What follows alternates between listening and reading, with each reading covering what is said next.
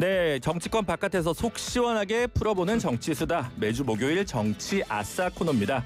오늘도 세 분과 함께하겠습니다. 장성철 공론센터 소장, 김종혁 전 국민의힘 최고위원, 그리고 박원석 전 정의당 의원입니다. 여러분 안녕하세요. 안녕하세요. 안녕하십니까. 네, 두 분 장성철 소장님이랑 김종혁 최고는 이제 지난주 함께하셨고 오늘은 이제 박원석 전 정의당 의원과 새롭게 인사드립니다. 네. 정치 아싸인 줄 알았으면 안 나올 거 그랬습니다. 아니 인사를 지향하는데 자꾸 아싸라고 그래요? 아, 인사는 또 이제 여의도에서 녹봉을 먹는 분 기준으로 이제 하니까 이제 녹봉을 드셨던 거랑 지금 먹고 있는 거랑 다르겠죠. 네. 뭐 미인증 패널이라서 네. 아싸도 정말 황송해요. 인증제 네. 어떻게 보고 계세요? 아니 뭐 그냥 뭐 알면서 아니, 물어봐요. YTN 뉴스 정면 승부가 인증하는 패널인데 왜 그랬어요? 그래요? 지금 장동혁 대표가 인증제 할 수도 있다라고 이제 내비쳤는데 그러면 장성철 소장님이랑 김종혁 최고위원은 지금 장동혁 인증이 쉽지 않다 이런 게 세간의 평인데. 저는 논외예요. 논외예요? 저는 껴주지도 않아요. 아, 네, 저는 그냥 내놨어요. 이미 보수가 아닌지 너는 오래됐다. 보수가 아니다. 당원 아니잖아. 지금. 아닙니다. 그러니까 아니 뭐. 세간에 돌아다니는 괴문서가 있어요. 그 얘기가 나온 다음에 네. 사진과 이름이 들어간 그게 보면 한 30여 명 되는데 네. 그게 순서가 있습니다. 아. 보통 대한민국의 문서 독법은 왼쪽 위부터 이렇게 쭉 읽잖아요. 오른쪽으로. 네, 그렇죠. 거기 1번 김근식, 2번 김종혁, 3번 한동훈, 아. 4번 조경태 이런 순서로 나가요. 네. 우리 김종혁 최고위원은 당첨이고 네. 놀랍게도 이 장성철이 없다. 아. 이게 뭐냐 메시지가 거기에 당원 아닌 사람도 많거든요. 아. 맞아요. 이를테면 조갑재 대표라든지 네. 허민 논설위원 아. 이런 분들 다 당원 아닌데 있는데 장성철 소장이 없어. 여기가 원조 그 공문 받았던 패널이잖아요. 그렇죠. 이제는 장성철은 논외구나. 논외다. 보수의 보수가 호적에서 아니다. 파였다. 생각해보니까 되게 기분 나쁘네요. 나도 껴줘요. 아. 제가 하나 만들어가지고 돌리겠습니다. 뭘 만드실 겁니까? 아니 그 보수 패널들. 장성철 인증 보수, 네. 장성철 인증 극우, 네. 장성철 인증 중도, 진보 다 따로 이제 만들어서. 제가 다 만들어 보겠습니다. 아, 장성철의 뉴 엑스파일. 네. 괴문서 만들어 보겠습니다. 기대해 장동혁 보겠습니다. 대표는 그 얘기는 뭐 하려고 해갖고 그렇게 구설수에 올라.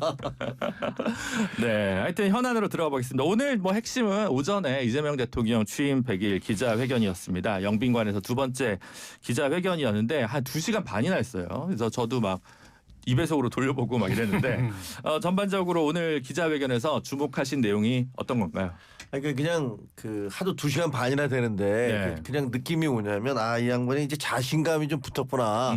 라는 게 하나. 두 번째, 야 근데 답변은 좀 줄이고 질문을 좀 많이 받아주셨으면 라는 게 두 번째.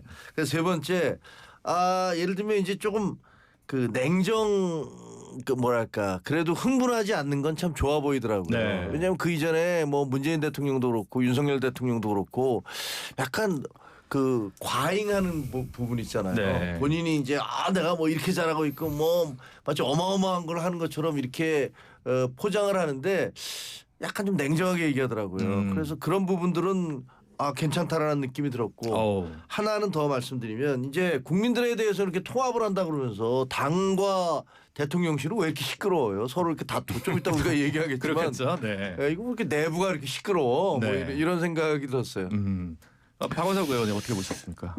말씀하셨지만 좀 자신감이 많이 보였고요. 그러니까 기자회견 두 번째잖아요. 네. 첫 번째 기자회견보다 지금 한 2배가량 길어진 것 같아요. 네. 시간이. 물론 이제 그때 좀 절제했을 수도 있고 그때는 대통령이 이렇게 얘기할 게 많지 않았을 수도 있습니다.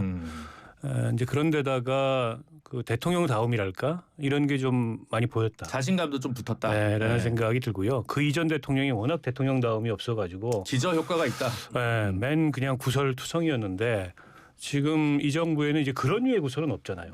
대통령의 무슨 출근 시간이라든지 네. 영부인이 어쨌다라든지 뭐 이런 건 없으니까 그것만으로도 국민들이 느끼는 안도감이 굉장히 크고 제가 제일 인상 깊게 들었던 거는 검찰개혁 관련된 대통령의 생각을 들을 수 있었다는 게 일단 그 수사권은 나누기로 했고 분리하기로 했고 그다음에 중수청은 행안부에 두기로 했다. 여기까지 정치적 결정이다. 그 다음은 정치적 결정이 아니다라는 의미잖아요. 네. 이건 정말 전문적으로 디테일하게 살펴가지고 신중하게 결정해야 되고 구더기 무서워서 장독대마저 없애선 되겠냐.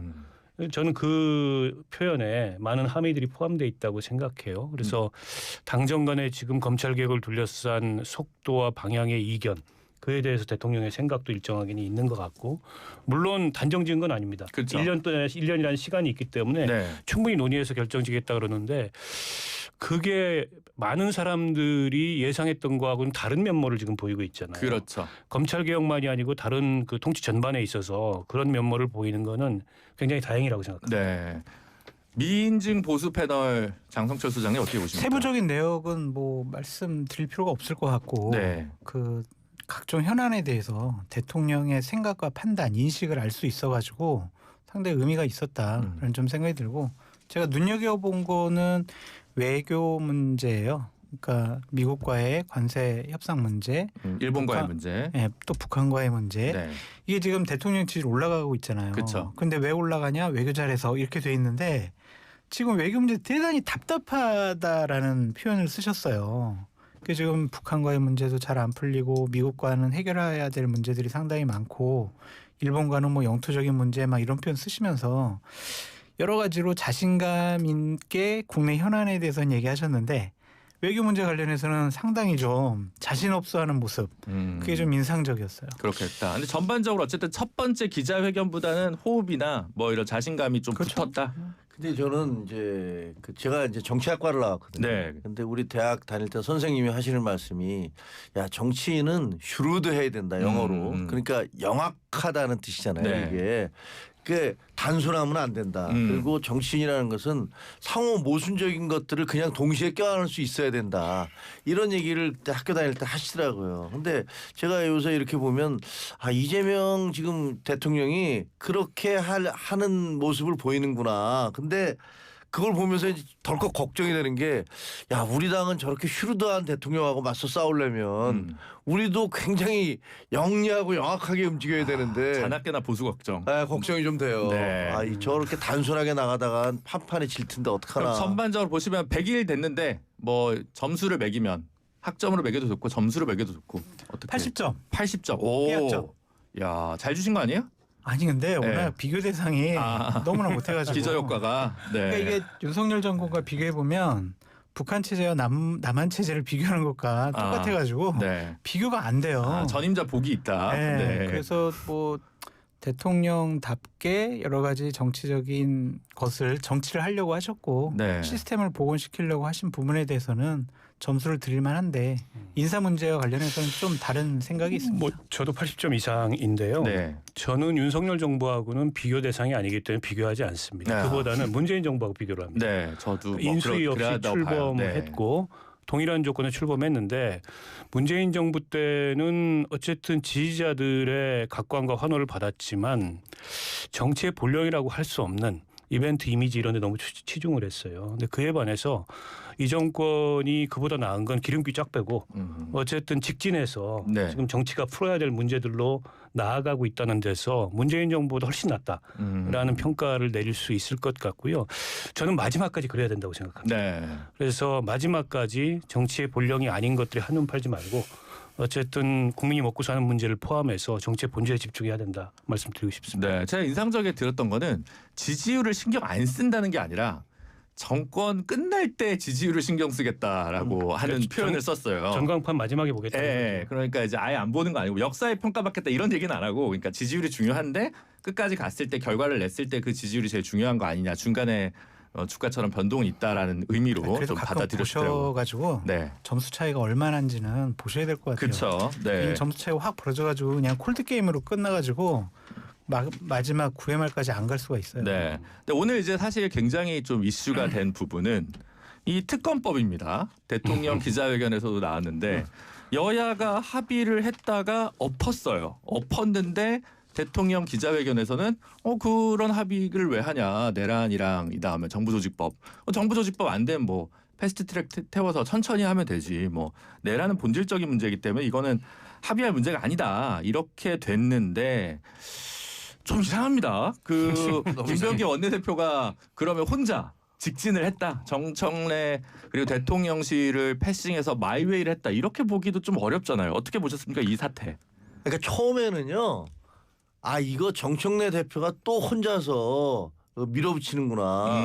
그러니까 이게 김병기 원내대표가 다 협상을 해놨고 이거 용산 대통령실하고도 다 얘기가 됐는데 이거 정청래 대표가 그냥 밀어붙이네. 이제 뭐 완전히 대통령하고 각 세우겠다는 거야. 이렇게 생각을 했거든요. 네. 근데 대통령이 알고 봤더니 나는 정청래 쪽이 맞는데 네. 이렇게 얘기하는 거 보고 또 깜짝 놀랐어요. 아. 그럼 이거 뭐지 도대체 이거 어떤 역학관계가 있었던 거야? 어떤 함수가 있었던 거야? 뭐 이런 부분들에 대해서 굉장히 혼란스러웠는데 결과적으로 보면 김병기 원내대표와 정청래 원내대표가 서로 사전에 얘기를 했던 건 맞는 것 같아요. 왜냐하면 이것이 깨지고 난 다음에 김병기 원내대표가 정청래한테 사과하라고 그래라면서 기자들에게 공개적으로 얘기를 했고 정청래 대표가 나중에 부덕의 소치다 뭐 이런 식으로 애둘러서 사과를 한 걸 보면 두 사람 사이가 이런 부분들에 대해서 합의가 있었던 것 같아요. 근데 그렇다면 왜 갑자기 이게 또 뒤집어졌을까? 이거는 잘 모르겠어요. 이거는 뭔가 좀 있는 것 같은데 그리고 그 이전에 두 사람이 합의를 했는데 용산에서는 몰랐다? 그것도 이해가 안 되잖아요. 아싸들은 알 수 없지만 아싸들이 보기에도 이상하다. 장 소장 어떻게 보셨습니까? 아유 다 대통령실과 정청래 대표랑 상의를 했죠. 그 김병기 원내대표실에서도 그렇게 얘기를 해요. 3대 특검과 정부조직법 개편안 이게 김병기 원내대표 혼자서 해결할 수 있는 좀 말이 안 돼. 타협하고 협상할 수 있는 사이즈가 아니에요. 그쵸. 사이즈가 너무 커요. 사실 그렇죠. 그 저도 이제 원내대표실에서 근무해봤고 이럴 때 또 깨알같이. 네. 수행을 해봤고 그쵸. 그러면 원내대표 회담하다가요 이렇게 조금 좀 본인이 이렇게 혼자 독단적으로 결정할 수 없으면 잠깐 나가십니다. 그쵸. 그래서 전화합니다. 당 대표에게도 전화하고 대통령에 전화합니다. 그래가지고 문제를 풀어나가는데 이거는 김병기 원내대표가 뒤통수를 2대나 맞았어요. 그 예전에 유승민 원내대표가 박근혜 대통령이랑 척지면서 합의했던 거랑은 완전 이게 아니, 그건 다른 거죠. 다르죠. 다른 그때랑은 거잖아요. 다르고 네. 이번에는 원내대표실 쪽에서도 긴밀하게 상의했다고 했기 때문에 네. 참 강경한 그 지지자들 그리고 강경한 의원들에게 뭐 대통령실이나 정청래 대표가 졌다 무릎 꿇었다. 그래서 김병기 원내대표한테 다 뒤집어 씌웠다. 이렇게 볼 수밖에 없죠. 근데 사실 국민의힘도 최근 몇 년 동안 나경원 원내대표, 뭐 주호영 원내대표, 권성동 원내대표, 뭐 여러 원내대표들이 있을 때 뭔가 합의를 민주당이랑 했다가 의총에서 뒤집힌 경우들이 좀 있어가지고. 그러니까 의총에서 뒤집힌 거는 그나마 이해가 되잖아요. 네. 그럼 그거는 뭐 되는데 이런 경우는 그 지금 들리는 소문에는 합의를 했는데 이른바 그 강경 유튜버들에 의해서 그들이 뭐 펄펄 뛰고 그러니까 그 밀려서 다시는 뒤집어 버렸다. 그러니까 어떻게 얘기하면 이런 얘기 될 수 있잖아요. 야, 국민의힘은 전환길이 사실상 뒤에서 의사 결정을 하는 거고 민주당은 뭐 김어준이 하는 거 아니야? 뭐 이런 식의 얘기가 나올 정도로 그런 의혹을 사고 있어요. 의혹이죠. 네, 이게 일단 사실은 말이 안 되지. 그러니까 이게 이제 내용을 보면 그 정부조직법안 합의 처리하고 삼특검법 기한 연장하는 걸 맞바꾼 거잖아요. 네. 아마 당정대 간에 맞바꿀 만하다 이런 공감대가 있었던 것 같아요. 왜냐하면 지금 정무위원장이 국민의힘이기 때문에 그렇죠. 이게 늘어질 수가 있어요. 네. 신속 처리, 합의 처리, 명분도 생기잖아요. 정부조직법 합의 처리했다. 그리고 장동혁 대표도 합의 처리를 강하게 요구를 했었고 지난번에. 근데 막상 그렇게 해놓고 보니까 밤사이 난리가 난 거죠. 강성 지지층, 당내 강경파 의원들부터 시작해서 그래서 이제 아침에 기류가 급변한 것 같고 그러면 좀 솔직했어야 되는데 네. 어쨌든 지지층의 그런 비판을 우리가 수용해서 그러면은 뭐 부담은 되지만 번복하겠다 이렇게 했으면 되는데 김병기 원내대표한테 뒤집어 씌워버렸어요. 그러니까요. 내가 수용할 수 없고 그래서 이거는 재협상하고 지시했다. 당대표 원내대표 간에 지시라는 표현 잘 안 쓰거든요. 그렇죠. 근데 이제 김병기 원내대표도 속된 말로 한 손가락 하는 사람이에요. 그러니까 기자들 들으라고 정청래 대표 귀에 들어가라고 정청래한테 공개 사과하라 그래라라고 일부러 해버린 거예요. 사실 정치를 모르는 사람이 봐도 만약 이게 정말 김병기 원내대표가 단독 드리블을 했으면 이거 지금 오늘 벌써 사표 던졌을 거 아니에요. 아니 단독 드리블이라는 게 불가능한 게 불가능하죠. 야당 원내대표도 아니고 여당 원내대표입니다. 네. 그리고 이렇게 민감한 의제를 여당 원내대표가 단독 드리블 할 수가 없어요. 당에서 그거 절대 안 된다고 수석 부대표들부터 막았을 거고 디테일한 조율까지 다 한 거예요. 근데 이제 당의 지지층이 못 받아들이니까 뒤집은 건데 그 점에 있어서 좀 솔직하지 않았던 거죠. 그래서 이제 김병기 원내대표가 화가 나니까 의총에서 한판 붙을 생각을 하고 사과하라를 이렇게 선제적으로 선전포고를 하니까 사과를 하긴 했는데 네. 애둘러 사과를 했죠. 네. 국민한테 사과를 하고 그렇죠. 김병기 원내대표한테 사과를 안 해서 그렇죠. 지금 양측이 좀 떨떠름하다 관계가. 그런 것 같아요. 이런 평가가 나와요. 떨떠름이 부덕의 조치가 아니에요. 뭐야 부덕의 조치가. 떨떠름이 아니에요. 양쪽 관계는 완전히 원수가 됐어요. 원수? 네. 그것까지는 내가 모르겠고. 당내 분열을 획책하는 미인증 보수 패널 아닙니다. 제가 정확한 이제 인증을 위해서 지금 저렇게 하시는 거 장성철 아니에요? 소장 얘기도 조금 걸러 들어야 되거든요. 왜? 뭐 얘기도 안 해요? 그 근거가 있는 지금. 뭐 그쪽 분위기를 아는 분들이 계속 저한테 얘기를 해주고 네. 지난 며칠 전에 민주당을 출입하는 기자분들과 좀 저녁을 먹었는데 네. 이렇게 얘기하더라고요. 눈도 안 마주친다. 아. 며칠 전에 이미 네. 오. 말도 안 섞으려고 한다. 네. 그리고 뭘 물어보면 저쪽에 물어봐라. 아. 이제 이렇게 해갖고 오늘 같은 경우에는 원내대표실 관계자가 기자들에게 뭐라고 직접 얘기를 했냐면 김병기 원내대표가 경로한 것으로 알려졌다라고 써도 된다. 의총서 다이다이 뜰 수도 있다. 아. 이런 얘기까지 지적했어요. 네. 그런 거 보면은 양쪽의 감정이 이거 하나만 가지고 불거졌다 이렇게 보기는 어려울 것 같고 계속 쌓인 게 있다. 아니 몇 개 에스컬레이트 될 만한 계기들이 있었어요. 그러니까 교섭단체 대표 연설 순서가 원래는 김병기 원내대표 순서였는데 네. 그거를 충분히 협의하지 않고 통보하듯이 바꾼 것 같다. 아. 이런 보도들이 좀 나왔었고 그리고 검찰개혁 의제를 비롯해서 지금 민주당에서 강하게 밀어붙이는 의제의 주도권이 원내대표보다는 당대표 쪽에 있는 것으로 보이잖아요. 그런 것도 김병기 원내대표 입장에서는 조금 마뜩지 않았을 거고 그게 이제 누적된 것 같아요. 근데 결정적으로 뒤집어 씌우니까 네. 화나죠. 근데 김병기 원내대표는 정치적으로 상당히 상처 입었어요. 그렇죠. 그러니까 오늘 아침에 정청래 대표가 이거 재협상하고 지시했어 막 이렇게 얘기했을 때 야 이거 김병기 원내대표가 대통령실하고 분명히 조율을 거쳐가지고 이건 대통령 뜻일 텐데 이렇게 생각을 했잖아요. 근데 대통령도 나도 아니야 이래버렸잖아. 그럼 이제 고립된 거잖아요. 근데 이제 이렇게 되면 앞으로 송원석 원내대표 입장에서는 김병기 원내대표 만나도 뭐 당신이 뭐 자격이 있어? 뭐 대표 나오라고 해 이렇게 얘기해도 할 말이 없을 거 아니에요. 김병기 원내대표 민주당이 얼마나 그렇게 얘기했거든요. 할 게 없잖아요. 네. 민주당이 지난번에 네. 그 저희가 여당일 때 네. 그렇게 얘기했어요. 허수아비 말고 위에 사람 나오라 그래. 그래서 뭐 야 그 원내대표 말고 너 어차피 윤핵관이잖아. 뭐 별 볼 일 없잖아. 그러니까 윤석열 대통령하고 직접 얘기할래. 뭐 이렇게 주장을 했었어요. 근데 이게 피장파장인 게 민주당이 보기에 송원석 원내대표는 상대당 대표가 죽었으면 좋겠다라고 얘기하는 사람이기 때문에 네. 거기도 대화할 수 없는 상대거든요. 아 그렇죠. 이렇게 또 막말 의혹이 있죠. 지금 정청래 의혹이 아니에요. 대표. 사실이에요. 네, 알겠습니다. 그러면 이 사태에서 진정한 승자는 누구예요? 승자요? 네. 역시 이재명 대통령이 승자인 것 같아요. 김어준이 승자인 것 같아. 패자만 있는 것 같은데. 네. 네. 패자가 더 많다. 패자만 있는 것 같아요. 그리고 아니 도대체가 정권 출범한 지 얼마 됐습니까? 100일 되는 날 아닙니까? 네. 무슨 정권 출범 100일 되는 날 이런 일이 벌어져요. 그렇죠. 저희도 야 저거 완전히 난공불락인 줄 알았더니 저 당 왜 저래? 저 대통령실과 당이 왜 저래?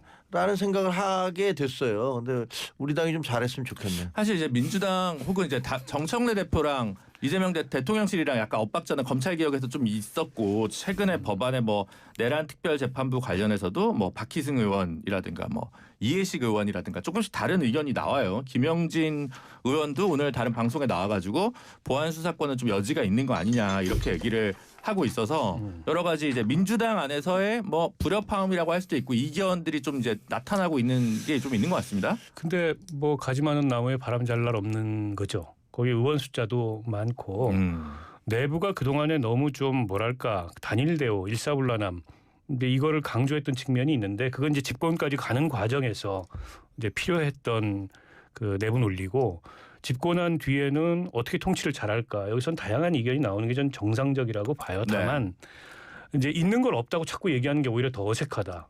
갈등이 있으면 있는 거고 그걸 이제 어떤 방식으로 해소해 나가느냐를 이제 국민들 앞에서 잘 보이는 게 그게 이제 정치 과정이잖아요. 때문에 그걸 굳이 있는 거를 자꾸 없다고 할 필요가 저는 없다고 보고 다만 이제 그 당이나 정부에 있어서 어떤 책임을 공식적으로 질 수 없는 그런 이제 뭐 예를 들어서 뭐 김어준 씨 같은 네. 그런 인플루언서들에 의해서 당의 의사결정이 좌우되거나 정부의 의사결정에 어떤 영향을 받는다는 건 말이 안 되는 거예요. 근데 그 점에 대해서는 저는 곽상원 의원 문제 제기가 매우 타당하다고 생각하고 네.